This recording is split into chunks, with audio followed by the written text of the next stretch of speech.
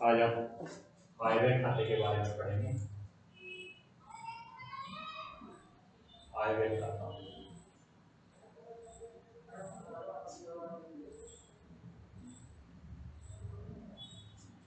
Income and expenditure account.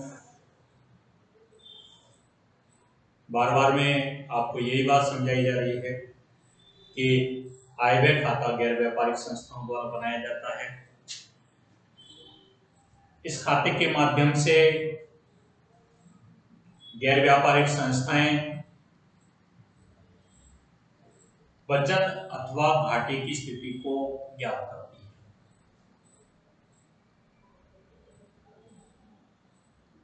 आयव्यय खाते में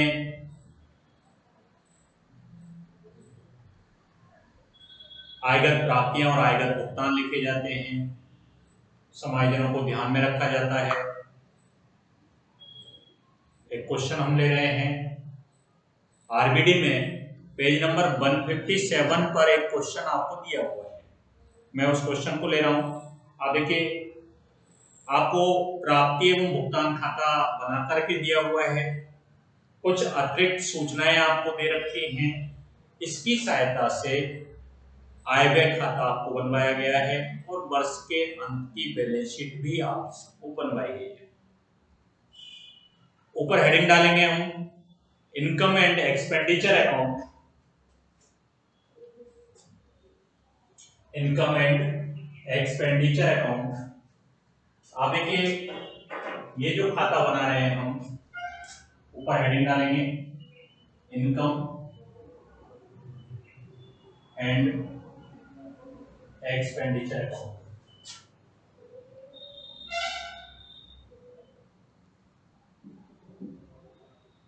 इनकम एंड एक्सपेंडिचर अकाउंट और ईयर एंडिंग 31 मार्च 2017।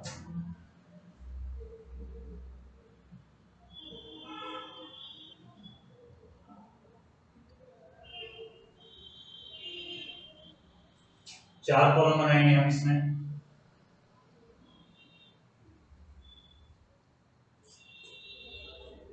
एक्सपेंडिचर,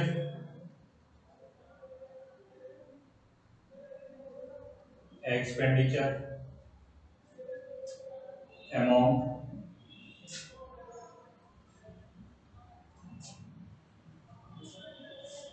इनकम और अमाउंट।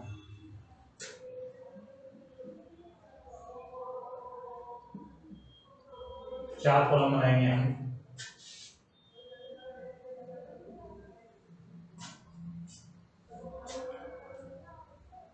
ऊपर हमने हेडिंग डाल दिया इनकम एंड एक्सपेंडिचर अकाउंट। जिस तारीख को हम ये खाता बना रहे हैं 31 मार्च 2017। डेबिट की जो कॉलम आप देख रहे हैं, आप देखिए एक्सपेंडिचर और अमाउंट, ये डेबिट साइड की कॉलम है और इनकम और अमाउंट जो कॉलम है वो क्रेडिट साइड।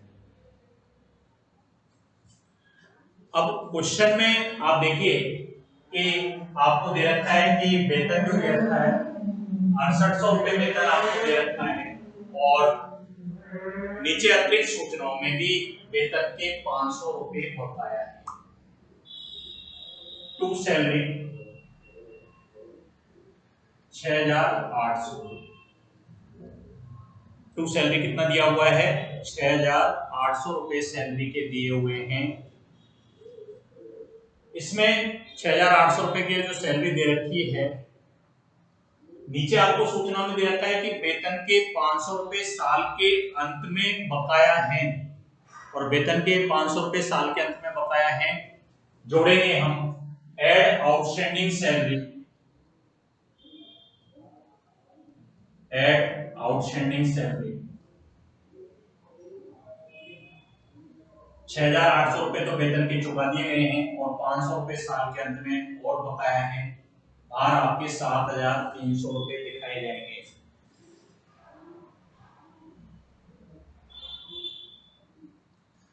टू सैलरी 6800, वेतन के 500 रुपए अभी भी बकाया है, साल के अंत में 500 रुपए अभी देने बाकी हैं। तो ये 500 रुपये जोड़ करके साल के अंत का खर्चा बकाया संबंधित खर्चे में जोड़कर दिखाया जाता है। तो बाहर 7,300 रुपये आपके दिखाए जाएंगे।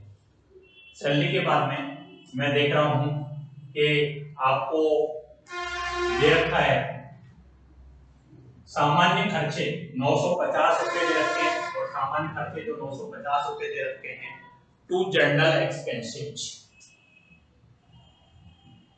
टू जनरल एक्सपेंसेस 950, कोई समझ नहीं है, बाहर आपके टू जनरल एक्सपेंसेस 950 रुपये दिखाएंगे।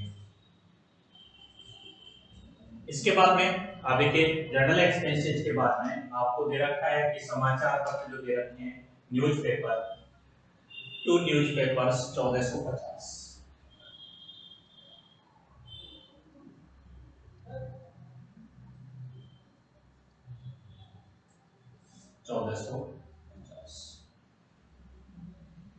लिखिए सैलरी को ले लिया, जनरल एक्सपेंसेस ले लिए, न्यूज़पेपर ले लिया हमने।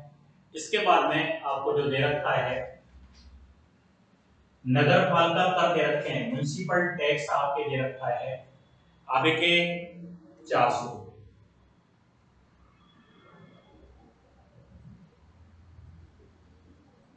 म्युनिसिपल टैक्स 400 रुपये। रिसीट पेमेंट में जो नगर पालिका कर आपको दिया हुआ है वो 400 रुपये दे रखा है।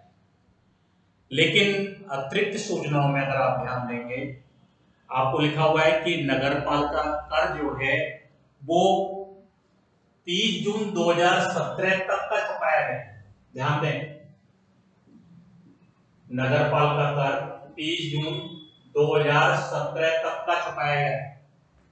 इसका तात्पर्य अप्रैल, मई और जून 3 महीने का नगर पालिका कर आगे का चुकाया गया है, अग्रिम चुकाया गया है, जिसको हम कहते हैं पूर्वगत।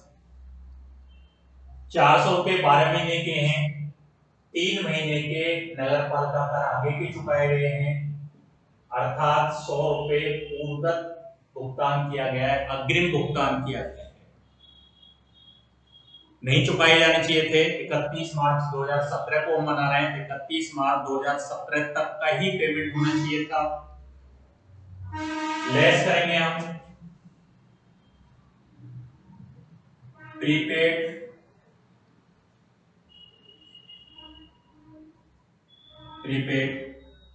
म्युनिसिपल टैक्स 100 रुपये जब हम घटाएंगे तो बाहर आपके केवल 300 रुपये दिखाई देंगे। नगर पालिका कर 30 जून तक का पेमेंट किया गया है, तो 30 जून तक का 3 महीने का 100 रुपये अग्रिम चुकाए गए हैं, तो 300 रुपये बाहर दिखाएंगे। इसके बाद में मैं ले रहा हूं आगे की सूचना।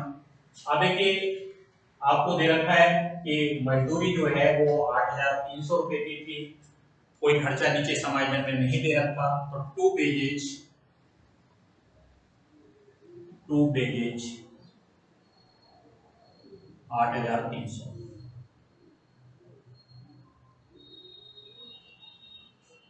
To wages 8,300। मजदूरी के संबंध में कोई बकाया और कोई पूर्वगत खर्चा नहीं दिया हुआ है, तो जो केवल मजदूरी जितने रुपए वास्तव में रिसीट पेमेंट अकाउंट में भुगतान की गई है उसी को हम वेजेज के नाम से टू वेजेज 8,300 रुपये दिखाएंगे। इसके बाद में आप देखिए मजदूरी के बाद में जो दे रखा है आपको दिया हुआ है कि विनियोग दे रखे हैं। विनियोग हम जानते हैं कि विनियोग संपत्ति है, संपत्ति खरीदी है हमने, क्योंकि यहाँ पर हम आयगत प्राप्तियां और आयगत भुगतान ही दिखाते हैं, इसलिए विनियोग खरीदने पर जो पेमेंट हुआ है पूंजीगत भुगतान है, और पूंजीगत भुगतान आय व्यय खाते में नहीं दिखाए जाते हैं। इसके बाद में आगे के आपको जो सूचना दे रखी है इसमें कि आपको इसमें दिया हुआ है इलेक्ट्रिसिटी जो एक्सपेंसेस है, इलेक्ट्रिसिटी एक्सपेंसेस 1,350 रुपए के लिए रखे हैं, तो टू इलेक्ट्रिसिटी एक्सपेंसेस 1,350।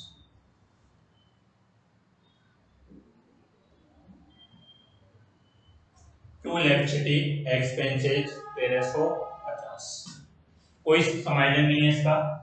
आप देखें तो टू इलेक्ट्रिसिटी एक्सपेंसेज आप दिखाएंगे 1350 रुपए आप दिखाएंगे। इसके बाद में मैं सूचना ले रहा हूं, आपको दे रखा है कैश का अंतिम शेष दे रखा है। जैसे विनियोग खरीदे नहीं दिखाया हमने, रोकड़ का प्रारंभिक और अंतिम शेष प्राप्ति भुगतान खाते में तो लिखा जाता है, लेकिन आय व्यय खाते में केवल हम आयगत प्राप्ति और आयगत भुगतान लिख रहे हैं, इसलिए रोकड़ का शेष चाहे वो प्रारंभिक हो या अंतिम शेष हो आय व्यय खाते में नहीं दिखाया जा रहा है। आगे और जो सूचना अपने पास है, आप देखिए इसमें लिखा हुआ था कि जो भवन है 50,000 रुपए का, जिस पर 5% मूल्यह्रास लगाना है। भवन पर, भवन है कितने का? 50,000। भवन खरीदा या बेचा उसको तो हम नहीं दिखाते, लेकिन बिल्डिंग पर 50,000 रुपए की बिल्डिंग पर 5% डेप्रिसिएशन लग रहा है, इसका मतलब 2500 रुपए मूल्यह्रास लग रहा है। क्या नुकसान है? एक्सपेंडिचर साइड में, डेबिट साइड में टू डेप्रिसिएशन ऑन बिल्डिंग दिखाएंगे, हम लिखेंगे to depreciation on building.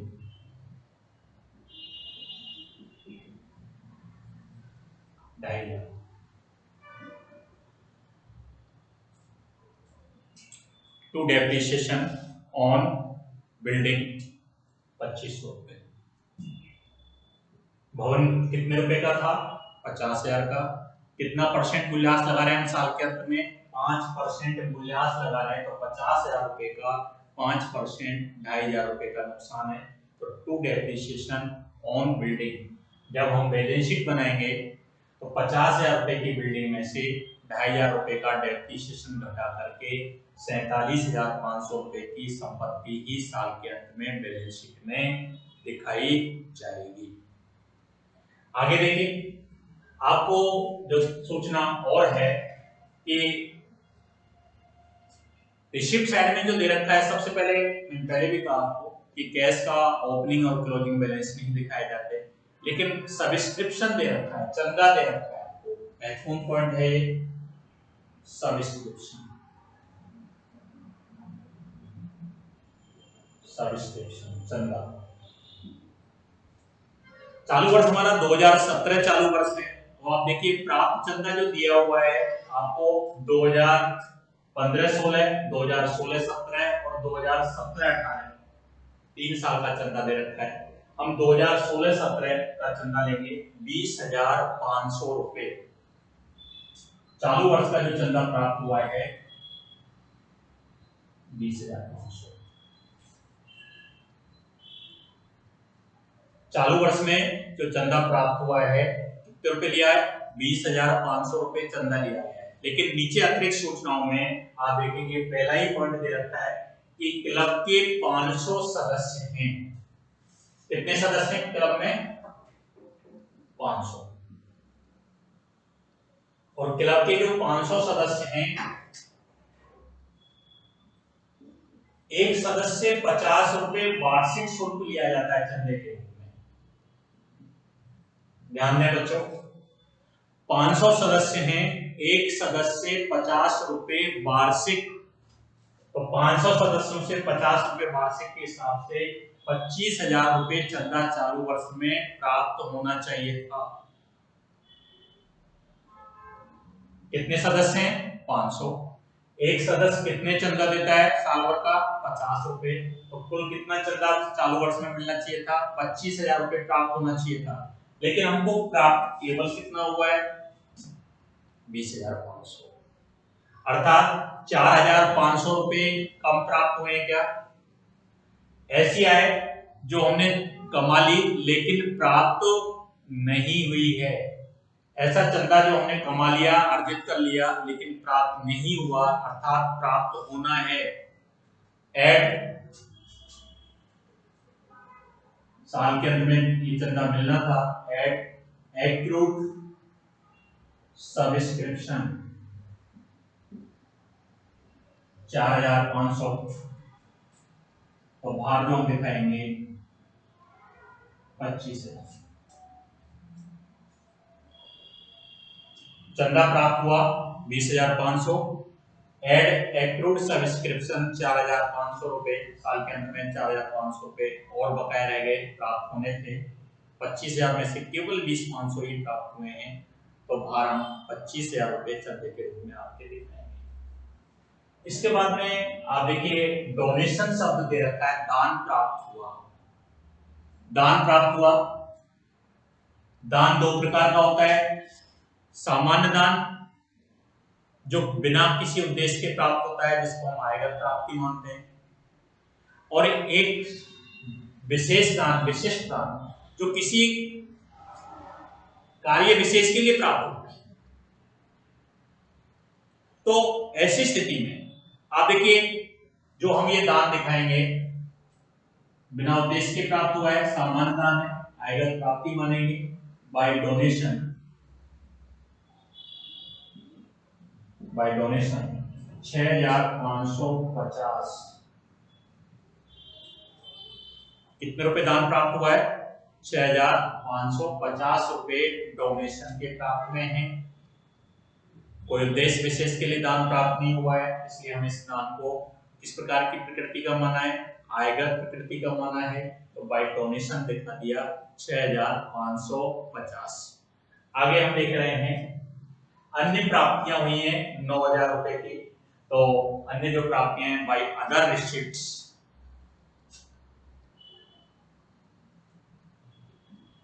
Other receipts 9,000।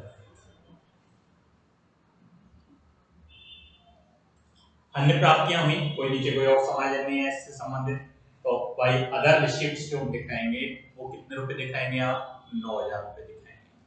इसके अलावा आपको दे रखा है कि पुराने समाचार पत्रों की बिक्री से भी हमको 350 रुपए प्राप्त हुए हैं। इनकम हुई है by sale of old newspaper, sale of old newspaper 350। तो ये हम दिखाएंगे। इसके बाद हम अतिरिक्त सूचनाओं को देखेंगे। पहला पॉइंट अपन ने ले लिया 50 सदस्य, 500 सदस्य 50 रुपए के हिसाब से चंदा देते हैं।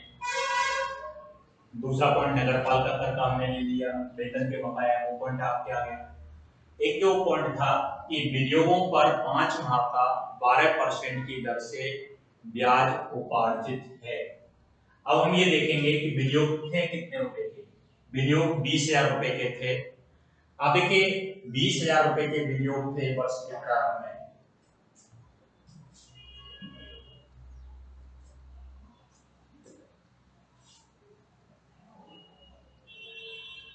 ₹20,000 के विनियोग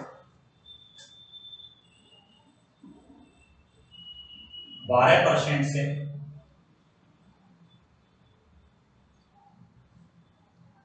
5 महीने का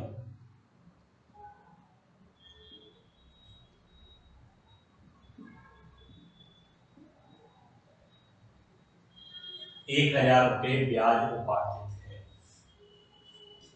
बच्चों ध्यान दें, वर्ष के प्रारंभ में विनियोग कितने दिए हुए हैं? 20,000। अतिरिक्त सूचनाओं में पॉइंट नंबर 5 पर ध्यान दीजिए आप। विनियोगों पर 5 महीने का ब्याज उपार्जित है। 5 महीने मतलब 5/12। कितने परसेंट की दर से ब्याज उपार्जित है?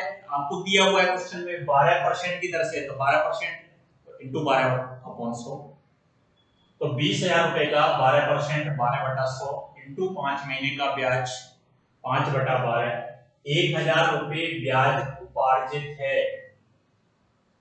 ऐसी ब्याज जो हमने कमा ली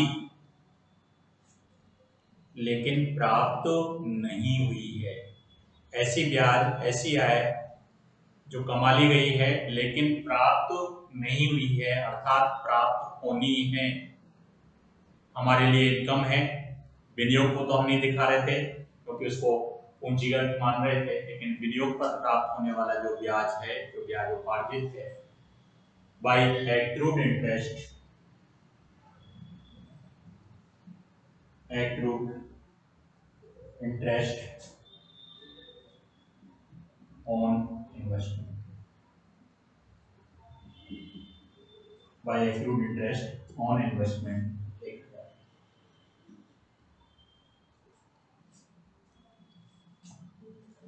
तो विनियोगों पर जो ब्याज उपार्जित है उस पॉइंट को हमने ले लिया और ये दिखाएंगे हम। तो ये सारे जो पॉइंट हैं टोटल आएंगे। अब हम इसका टोटल करेंगे क्योंकि बार बार में आपको यही सिखाया जा रहा है, इस खाते को जैसे व्यापारिक संस्थाएं लाभ हानि खाता बनाती थी, उससे शुद्ध लाभ और शुद्ध हानि को ज्ञात करती थी, ऐसे गैर व्यापारिक संस्थाएं इस खाते के माध्यम से सरप्लस या डेफिसिट, अगर इनकम ज्यादा है और खर्चे कम है तो सरप्लस की स्थिति होगी, बचत की स्थिति होगी। आप देखिए इसका हम टोटल करेंगे। क्रेडिट का 550 और 350 900 रुपये, 25 और 6 31 और 9 40 और 41 41,900 रुपये। क्रेडिट का जो टोटल हुआ वो 41,900 रुपये आपके क्रेडिट का टोटल है। अब हम इसमें से डेबिट का टोटल घटाएंगे और डिफरेंस जो निकालेंगे वो सरप्लस क्या होगा। तो टू सरप्लस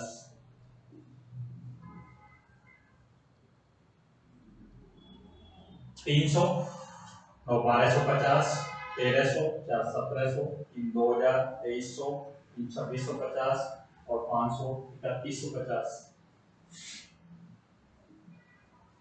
यहां से लगी 3, 7 10, 11, 8 19, 1 20 और 2 22।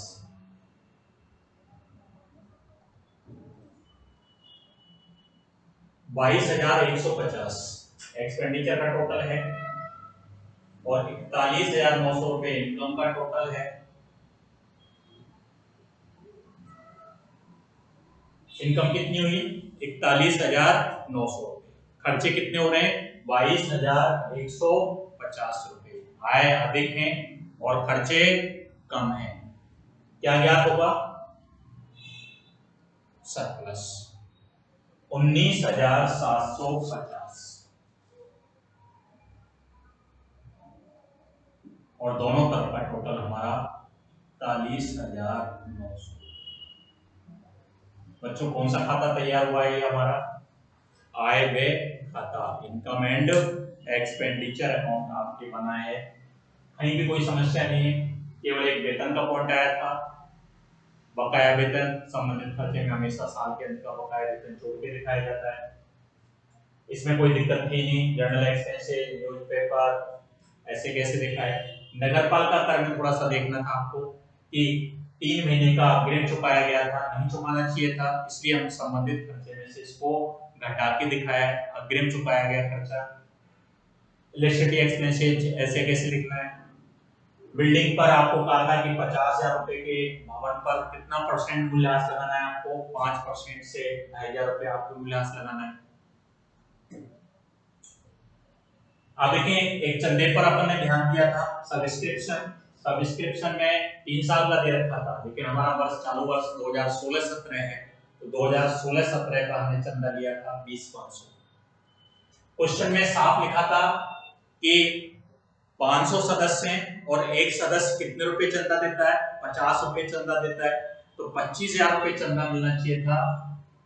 मिला कितना है साल में हमको चालू वर्ष में 20,500, अर्थात 4,500 रुपए चंदे के रूप में हमको आय के रूप में प्राप्त और होने हैं। ऐसी आय जो कमा ली लेकिन प्राप्त तो नहीं हुई, प्राप्त होनी है। जो डोनेशन सामान्य दान है, अदर रिसिप्ट ऐसे कैसे लिखा है, सेल ऑफ ओल्ड न्यूज़पेपर पुराने अखबारों से जो बिक्री हुई है, आयकर प्राप्तियां, ये पॉइंट हमने निकाला। पॉइंट नंबर 5 आपको दिया था कि विनियोग जो दे रखे हैं 20,000 रुपए के जो विनियोग दे रखे थे उस पर आपको लिखा है कि 12%, तो 20,000 का 12% कितने महीने का ब्याज उपार्जित है? 5 महीने का ब्याज उपार्जित है, तो इंटू 5/12 तो कितना आ गया?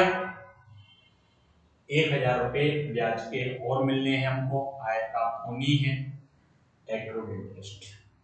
ये इस तरह अंतर निकाला, आय व्यय खाते का सरप्लस ज्ञात हुआ। ये तय खाता आपके तैयार होगा, इसको उतार सकते हैं हम, कहीं भी कोई दिक्कत नहीं है। आप इस चीज में कोई दिक्कत हो तो पूछ सकते हैं।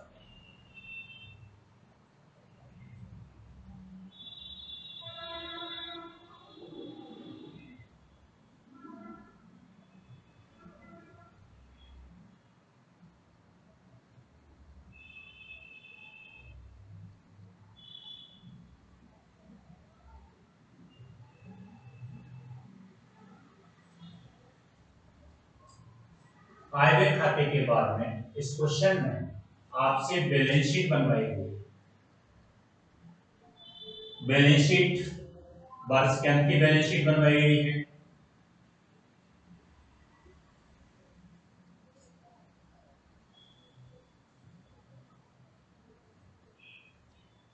अंत की बैलेंस शीट बनाने से पहले आप ये देखेंगे कि पूंजी कोष ज्ञात करना था हमको, कैपिटल फंड ज्ञात करना था। अगर कैपिटल फंड दे रखा हो पूंजी कोष तो वर्ष के प्रारंभ की बैलेंस शीट बनाने की आवश्यकता नहीं है। लेकिन इस क्वेश्चन में हम देख रहे हैं वर्ष के प्रारंभ की पूंजी आपको नहीं दे रखी, तो ऐसी स्थिति में हम कहीं न कहीं पर ये जो चीज है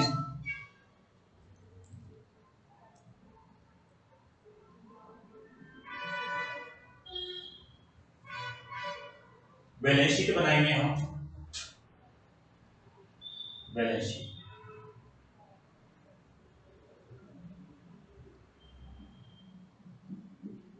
एज ऑन, ये जो बैलेंस शीट बना रहे हैं कितनी तारीख को बना रहे हैं वो भी देख लीजिए आप। 1 अप्रैल 2016 वर्ष के प्रारंभ का चिट्ठा बना रहे हैं, तो एज ऑन 1 अप्रैल 2016।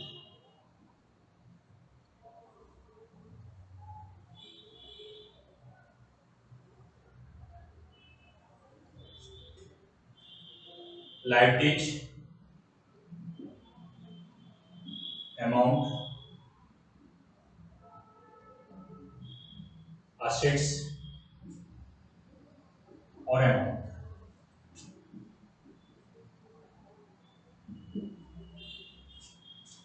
वर्ष के प्रारंभ का चिट्ठा बनाया जा रहा है।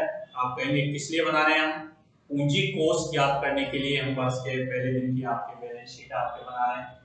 1 अप्रैल 2016 को ये जब वर्ष के प्रारंभ की बैलेंस शीट बनाई जा रही है, वर्ष के पहले दिन की संपत्तियां लेंगे, वर्ष के पहले दिन के ही दायित्व आपके लिए जाएंगे, संपत्तियों के योग में से दायित्वों को घटा करके पूंजी ज्ञात की जाएगी, पूंजी कोष ज्ञात किया जाएगा।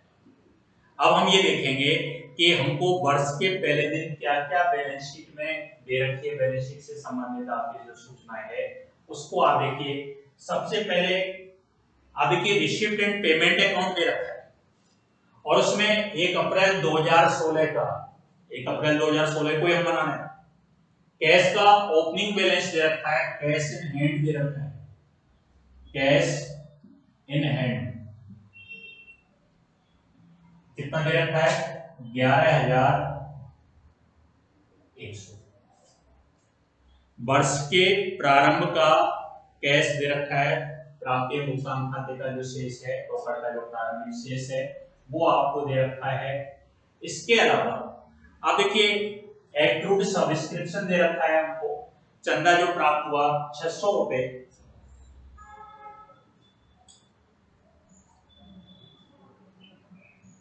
Accrued subscription.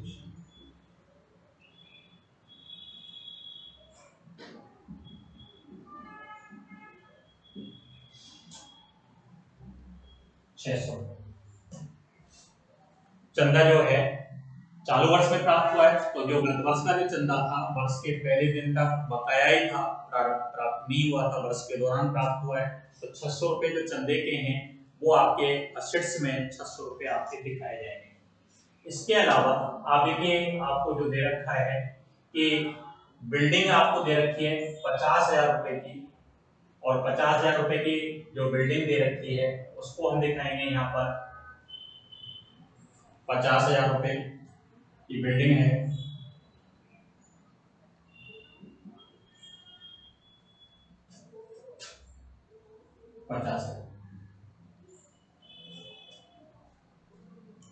वर्ष के प्रारंभ में जो भवन था कितने रुपए का था हमारे पास में, 50,000 रुपए का भवन था।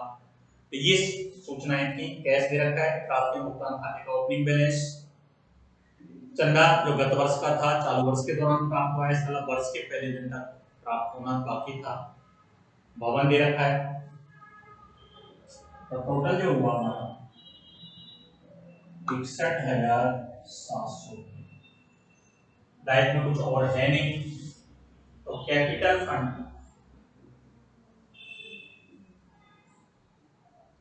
Balance sheet figure 61,700।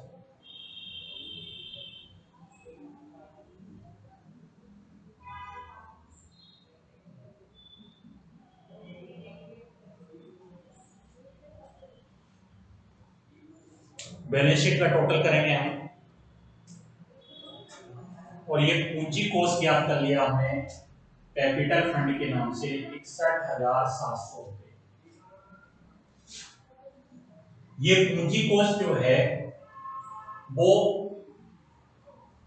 वर्ष के अंत की बैलेंस शीट में आपको काम आएगा। वर्ष के अंत की बैलेंस शीट बनाई जाएगी जब पूंजी कोष उपयोग में लेंगे, तो बैलेंस शीट जो बनाई जाएगी है जो 31 मार्च 2017। अंत की जो बैलेंस शीट बनाई जा रही है 31 मार्च 2017। वही 4 कॉलम, लाइटेज, अमाउंट, असेट्स और अमाउंट।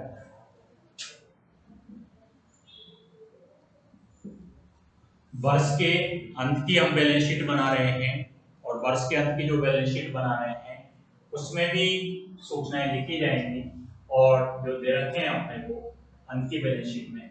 अब देखिए आपके पास रिसीव्ड एंड पेमेंट है, जैसे वर्ष के प्रारंभ की बैलेंस शीट में कैश का ओपनिंग बैलेंस दिखाया था, अंत की बैलेंस शीट जब बनाएंगे तो कैश का अंतिम शेष दिखाया जाएगा, कैश इन हैंड।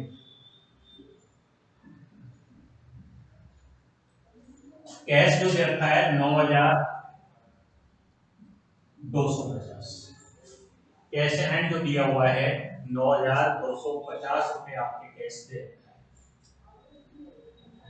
आप देखें आपको रिसीट पेमेंट अकाउंट में दे रखा था विनियोग हमने खरीदे वर्ष के दौरान, तो इन्वेस्टमेंट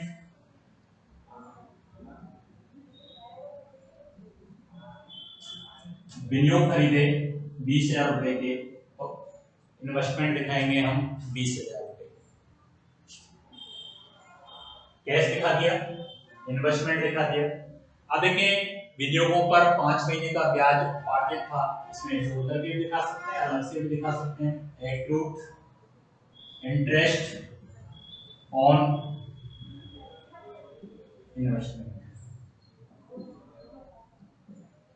ठीक है। विनियोगों पर ब्याज उपार्जित है, 1,000 रुपए ब्याज के उपार्जित हैं, तो 1,000 रुपए हम विनियोग दिखाएंगे। इसके बाद में आप देखिए बिल्डिंग दे रखी थी हमको, 50,000 रुपए की बिल्डिंग आपको दी हुई है, और 50,000 रुपए की जो बिल्डिंग दे रखी है उस पर साल के अंत में डेप्रिसिएशन भी लगाना है। तो 50,000 की बिल्डिंग लेस डेप्रिसिएशन 5% से 2,500 रुपए का डेप्रिसिएशन लगा रहे हैं, तो साल के अंत में जो संपत्ति थी भवन के रूप में वो 50,000 ना लेकर के 47,500 रुपए का भवन आपके रह गए हैं। भवन कितना था वर्ष के प्रारंभ में 50,000, साल के अंत में कितना परसेंट एप्रिसिएशन लगा रहे हैं 5% से 2,500 रुपए, तो बाहर आपके 47,500 रुपए आपके दिखाए जा रहे हैं। इसके बाद में आप देखिए आपको दो समायोजन और दे, एक तो नगरपालिका कर जो आगे का चुका दिया था 3 महीने का नगरपालिका कर आपके अग्रिम चुकाया गया था, तो prepaid municipal tax, prepaid municipal tax 100 रुपए जो अग्रिम चुकाए गए हैं उसको हम आगे चुकाने की अब जरूरत नहीं है, तब तक पैसा संपत्ति के रूप में रहेगा। इसके अलावा आप देखिए चालू वर्ष के अंत में जो चंदे की राशि थी बकाया, ऐसे आए जो हमने कमा ली थी लेकिन हमको प्राप्त नहीं हुई थी 4,500 रुपए जो चंदे के थे एक्रूड सब्सक्रिप्शन के नाम से दिखाएंगे हम। 25,000 रुपए चंदा मिलना चाहिए था लेकिन 20,500 रुपए ही चंदा मिला है, तो एक्रूड सब्सक्रिप्शन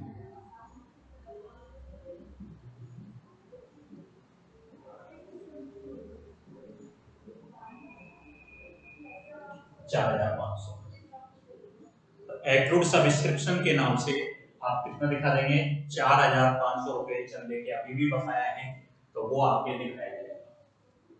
इसके अलावा आप देखिए लायबिलिटी साइड में कैपिटल फंड पूंजी कोष,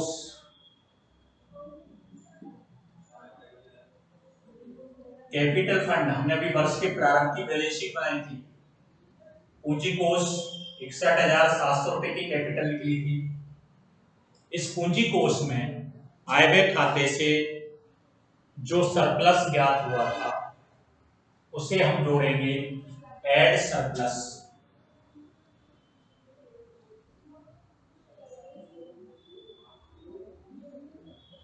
19,750।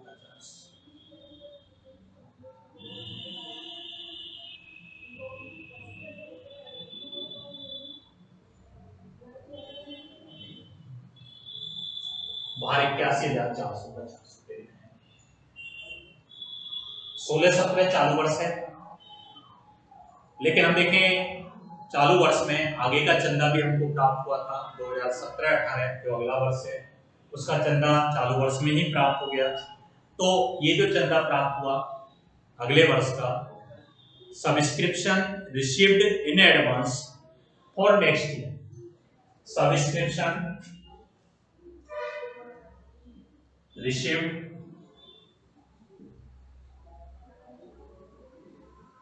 इन एडवांस और नेक्स्ट ईयर,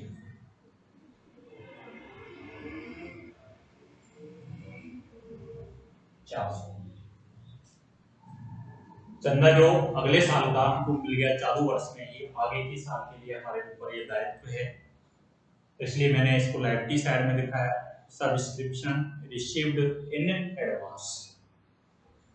इसके अलावा आप देखिए आपको एक पॉइंट और दे रखा था कि वेतन बकाया है, और वेतन के 500 रुपए साल के अंत में अभी भी बकाया है और 500 रुपए साल के अंत में अभी बकाया है, चुकाए जाएंगे, हमारे ऊपर दायित्व है। तो outstanding salary, outstanding salary 500,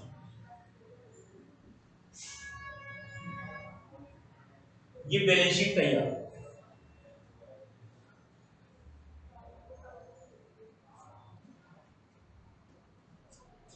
total करेंगे हम बैलेंस शीट का 450, 850, 500, 1350, हासिल लगी 82, 350,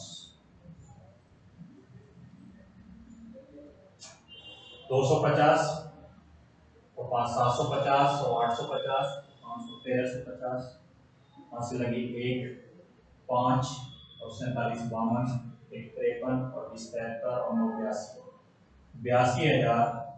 82,350 रुपये। तो बैलेंस शीट का दोनों तरफ का जो टोटल है 82,350 रुपये का आपके टोटल आएगा। इस तरह हमारे वर्ष के अंत की बैलेंस शीट तैयार होगी। इस क्वेश्चन में आप देखिए बच्चों, हमने आय व्यय खाता बनाया। क्वेश्चन में पूछा था हमसे वर्ष के अंत की बैलेंस शीट थी, लेकिन हमको पूंजी कोष नहीं दे रखा था, इसलिए हमको वर्ष के प्रारंभ की बैलेंस शीट भी बनानी पड़ी। और इसके बाद में आपके वर्ष के अंत की बैलेंस शीट भी आपके तैयार की। तो ये क्वेश्चन पूरा आपके कंप्लीट होता है, जिसमें तीनों चीजें आपकी तैयार की गई। अगला क्वेश्चन मैं अगले व्याख्यान में लूंगा। इस क्वेश्चन में अगर कहीं किसी को भी दिक्कत हो तो आप पूछ सकते हैं। धन्यवाद।